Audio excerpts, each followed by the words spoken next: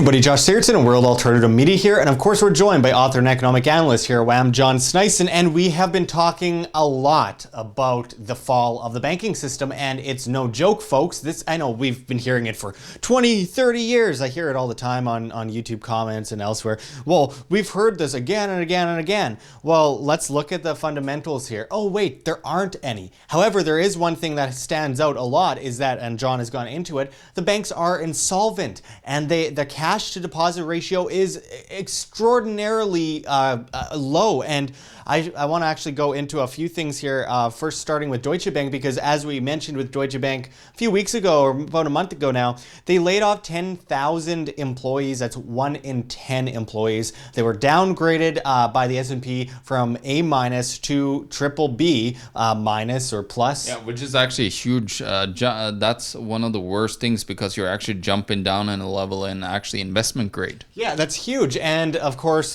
we've seen a lot of problems with Deutsche Bank over the last while. We've been watching its share price going up and then way down and then up and way down. And every time it goes up a little bit, everyone says, well, you guys are crazy. Deutsche Bank's going to be just fine. It's going up a little bit. That's absurd. It sounds like people trying to make excuses for the Lehman Brothers in the end there. But as this article says from Reuters, Deutsche Bank fails Fed stress test while 3 U.S. lenders stumble. Deutsche Bank AG's U.S. subsidiary failed on Thursday, the second part of the U.S. Federal Reserve's annual stress test, due to widespread and critical deficiencies in the bank's capital planning controls. The Fed Board's unanimous objection to Deutsche Bank's U.S. capital plan marks another blow for the German lender, sending its shares down 1% after hours. Its financial health globally has been under intense scrutiny after S&P cut its rating, like we mentioned, and questioned its plan to return to profitability. And we've also gone into the fact that Deutsche Bank is looking at possibly combining with Commerzbank. And, there's a lot of banks that are combining potentially, including Monte dei Paschi and others. But before we go on to the other banks, I'll just mention one more part of this article here that says the Fed also placed conditions on 3 banks that passed the test. Goldman Sachs Group Inc. and Morgan Stanley cannot increase their capital distribution, and State Street Corp must improve its counterparty risk management and analysis, the Fed said. Deutsche Bank last week easily cleared the Fed's easier first hurdle that measures its capital levels against a severe recession, the strictest ever run by the Fed. Now, of course, we can go into how we shouldn't exactly trust the Fed's ratings and the Fed's stress test, because I feel like the Fed is probably not to be trusted with anything. But there's more to the story, because this is signatory of something big, when even the Fed is going, oh well, we better not be left out of this frenzy, when it's clear that these banks are looking at the downward spiral. We need to stand out and say, oh, there's something happening, so that when it happens it doesn't look too bad for us. And as this Wall Street Journal article says, Morgan Stanley, Goldman got help from Fed on stress tests. Banks had option to freeze their payouts at recent levels, get a conditional non-objection grade, and avoid failing. Federal Reserve officials told Goldman Sachs Group Inc. and Morgan Stanley that they were about to flunk a portion of the annual stress tests, but offered them a deal to avoid an outright fail and continue paying billions to shareholders. In phone calls to executives of the Wall Street Titans on June 21st, regulators told them to fully pass the test, they would have to cut almost in half the combined $16 billion they had hoped to pay out to shareholders, according to people familiar with conversations between the Fed and both banks. But Fed officials gave the banks an unprecedented option. If they agreed to freeze their payouts at recent levels, they would get a conditional non-objection grade and avoid the black eye of failure. That meant the banks could pay out a combined $13 billion, or about $5 billion more than what they would have given back to investors if they had decided to retake the test and get a passing grade. So, John, we've been going into the articles here, and it's all insane. What is going on? They just need to retake the test and pass it. They need some help, to maybe KPMG will come in and help again, as they did. Maybe do a little cheating. Goldman Sachs, they helped Greece get in, and Italy and other countries getting into European Union, which, countries that are basically are insolvent right now because of Goldman Sachs and others, all these banks, they always fumble and fiddle with their numbers. And not to mention all the stuff that we talk about derivatives, their derivatives books. Now they shrunk, quite substantially. But what you got to remember, a lot of these derivatives too are not really on the books of these banks. They can use different entities, special purpose entities, special purpose vehicles. It's corporations that they can, bundle different loans into and then send it off and hide it off of their books in the shadow banking system in order to, try to hide, their substantial amount of insolvency that they might have because of a lot of these bets and so on that is on their books. And of course, if you look at the Fed's balance sheet, how much of this crap that they've been buying up from, Goldman Sachs and everybody else, they've got about $4.4 trillion worth of sewage that they, bought up. They basically just pumped it out of the bank vault, and that's where they got all the sewage from. Well, you got in front of you, John, a chart that is frightening to say the least regarding credit default swaps. Can you go into this and what it means? Well, it's funny how, the banks created credit default swaps. It was actually Blythe Masters back in the day that created it, and how they created it was a very interesting, play, because they didn't want it to be legislated or regulated. So they called it not credit default insurance, which it is. They called it credit default swap, because if it was insurance, then it had to be regulated in insurance, and they couldn't do it. So that's how they did it. And credit default swap is simply, you could basically have 100 people insuring your house. So think about that. Just burn it down and 100 people will get paid out. It's completely insane. It sounds like a good plan. But of course, the banks and everybody are using these credit default swaps to bet on each other's failures, and of course, to ensure Deutsche Bank from failure, you gotta have to pay a substantial amount compared to, for example, Commerce Banks, which is just half of it.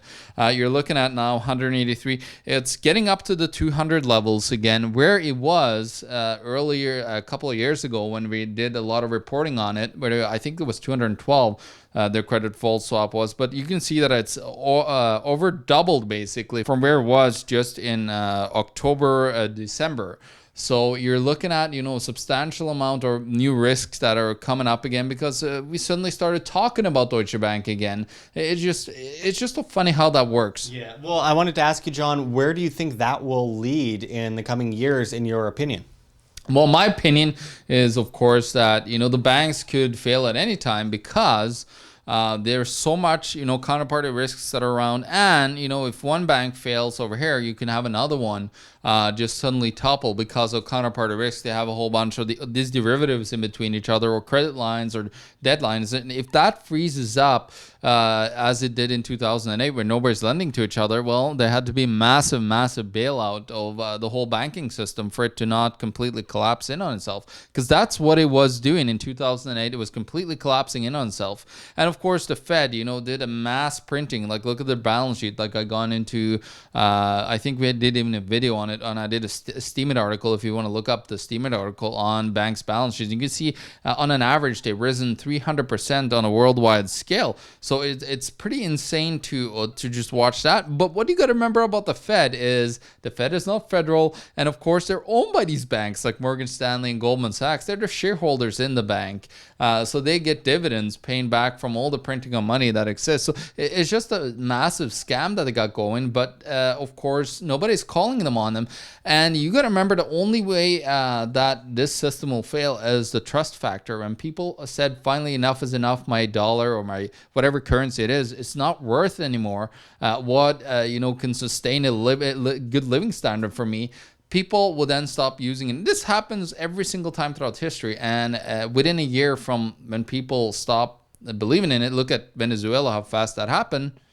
it's game over. It's hyperinflation or massive devaluation. Yeah, absolutely. And I mean, we've gone into this a lot of times before, and I'll get to the self-sustainability part in a second. But of course, if your money's in the bank, it's not yours; it's the bank's. It's as simple as that. These aren't the savings and loans banks of It's a Wonderful Life or something like that back in the 1940s. This is a very different situation, folks, and I think it's about time that people consider. They are dependent on banks and governments, individuals, entities that are dependent on their dependents for their money. They are saving their money. The pension Ponzi schemes that we're seeing collapse and the shortfalls that are astronomical. People have to stop trusting the banks, because this will come down and it will hurt you.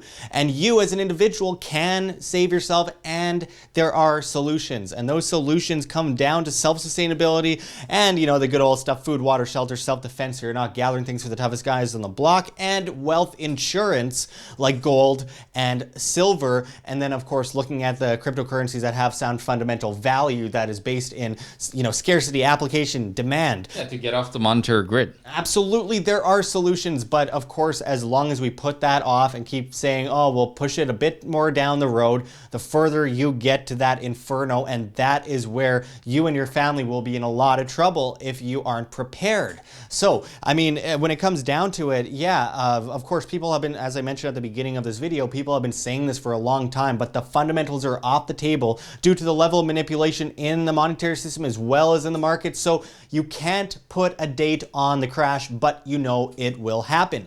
Even though I'm saying this right now, I know there's still going to be comments in below the video here. There always are. I really urge people to actually watch these videos all the way through. Thank you to those of you that are still watching this at this point in the video. It means a lot, because it tells us that we are getting our message across to someone. Even if you don't completely agree, you are listening and you're taking note. And that is important, because in the end, it does come down to you, no one else than you. And it's easier to sit back and say, well, the government and the banking system will take care of me. Well, other people will take care of me. Well, there's got to be another solution outside of me, myself. Well, you can do that all day, but the ultimate result of that is your dependency on this system, which will throw you to your knees with the chains you revere. And it's so much more important that you come out on top and say, well, you know what? It was hard work to break free from that system, but you know what?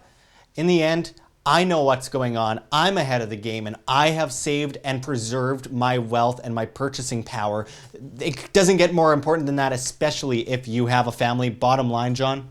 Well, bottom line is it's just a big fight going on a global scale right now. And of course, Deutsche Bank is kind of like an off-the-grid bank compared to the big, central Anglo-Saxon banks that control like the Western Empire. Most of them are American, some of them are British.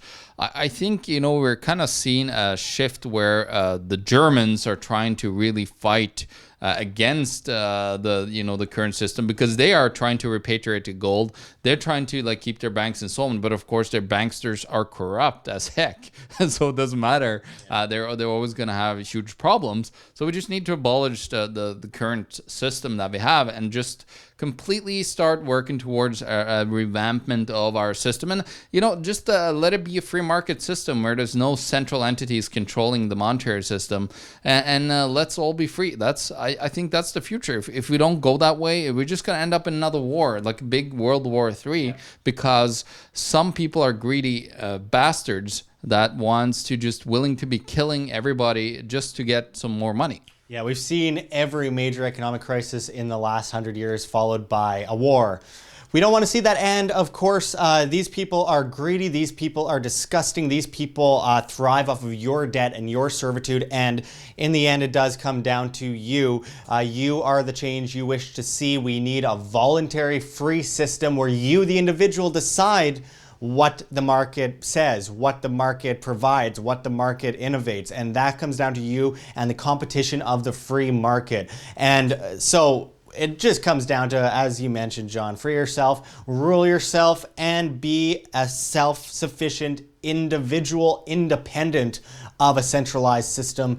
Thanks for going into this with us, John. And until next time, this is Josh Sigurdson and John Sneisen signing out from World Alternative Media. Find the truth, be the change. Like what you see here, OM? Don't forget to check the links below. GoFundMe, Patreon. We can't do it without you. Any donation is very much appreciated, especially as we are so overwhelmingly demonetized by YouTube as they bring in the ADL to flag all of our content as hate speech. Also check our Bitcoin address in the description as well as on the screen for you to scan if you please.